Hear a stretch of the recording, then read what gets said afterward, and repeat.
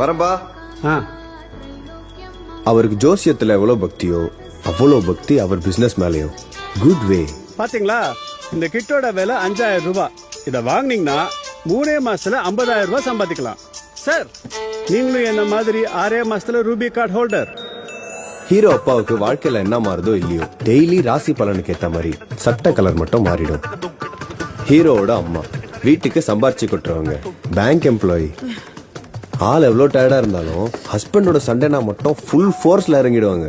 இங்க இருந்த சோப் எங்க போச்சு?